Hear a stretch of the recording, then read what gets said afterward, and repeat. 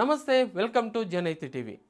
సాధారణ పౌరుడు police station మెట్లు ఎక్కుతున్నాడంటే తనకు న్యాయం జరుగుతుందన్న నమ్మకంతోటే వెళ్తాడు. కానీ ఇప్పుడున్న పరిస్థితుల్లో ఆ పోలీస్ స్టేషన్కు అడుగు పెట్టాలంటేనే భయమిస్తున్న పరిస్థితి. రక్షక భటులే భక్షకులుగా మారుతుంటే సామాన్యుడి ప్రాణాలకు అక్కడ రక్షణ ఎక్కడా అనేటువంటి అనుమానాలు తలెత్తుతున్నటువంటి పరిస్థితి.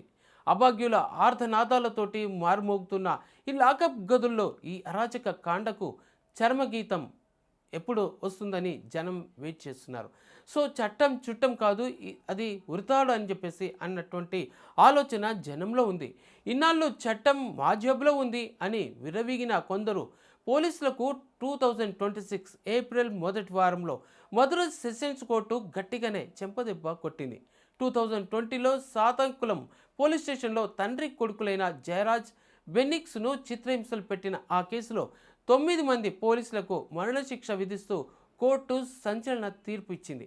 ఏంటంటే రాత్రంతా అమానుషంగా హింసించి బాధితుల రక్తంతో పోలీస్ స్టేషన్ గదులను తుడిచించిన ఆ కిరాతకులకు ఉరిశిక్ష పడటం దేశవ్యాప్తంగా ఉన్న పోలీసు విభాగాలలోనే ఒక వెన్నులో వణుకు పుట్టించేలా ఆ తీర్పు. యూనిఫామ్ వేసుకున్నంత మాత్రాన హత్యలు చేసి తప్పించుకోలేరని ఈ తీర్పు చెప్తున్నటువంటి విషయం.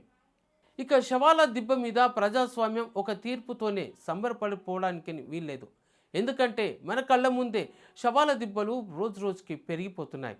2026 మార్చి 24న పార్లమెంటులో కేంద్ర ప్రభుత్వం ప్రవేశపెట్టిన గణాంకాలు చూస్తే ఎవరైనా తల దించుకోవాల్సిందే.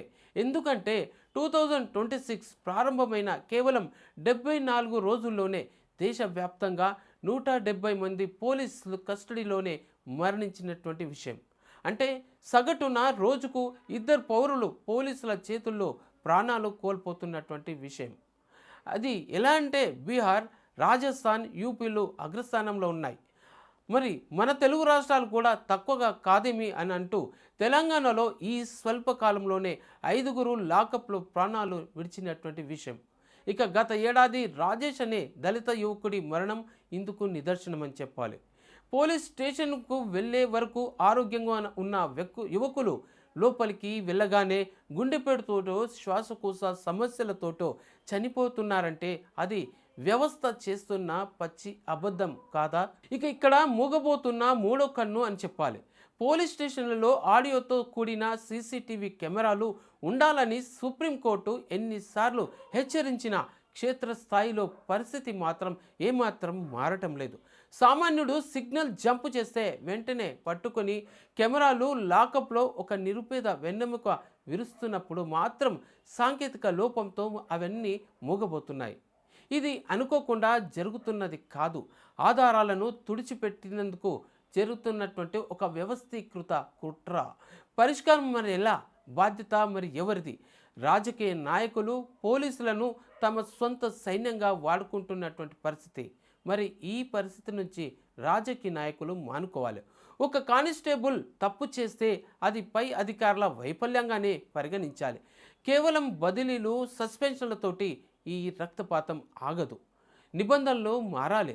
లాకప్లో రికార్డింగ్ లేని మరణం గనుక సంభవిస్తే దానిని నేరుగా ప్రభుత్వ ప్రేరేపిత హత్య, స్టేట్ స్పాన్సర్డ్ మర్డర్గానే పరిగణించాలని అంటున్నటువంటి విషయం. తాము తప్పు చేయలేదని నిరూపించుకోవాల్సిన బాధ్యత పోలీసుల మీదనే ఉంచాలి. అప్పుడే ఆ లాఠీలకు బాధ్యత తెలుస్తుంది. అప్పుడే ఆ పోలీసులు అంటేనే మాన్స్టర్స్కి భయం అనేది కలుగుతుంది. సో మొత్తం మీద మనం చెప్పుకోవాల్సింది ఏంటంటే చట్టం ముందు అందరూ సామాన్యులే అన్నది మాటలకే పరిమితం కావద్దు. సాతంకులం తీర్పు ఒక ఆరంభం మాత్రమే కావాలి. రక్షక భటుడి యూనిఫామ్ బాధితుడికి భరోసానే ఇవ్వాలి తప్ప భయాన్ని కలిగించొద్దు. అప్పుడే ప్రజాస్వామ్యానికి నిజమైనటువంటి అర్థం దొరికినట్టు. సో లాకప్ మరణాలని అరికట్టడానికి సీసీటీవీ కెమెరాల వంటి కంటే కఠినమైనటువంటి శిక్షలే సరైన పరిష్కారమని మీరు భావిస్తున్నారా? మీ అభిప్రాయాన్ని మాతో పంచుకోండి.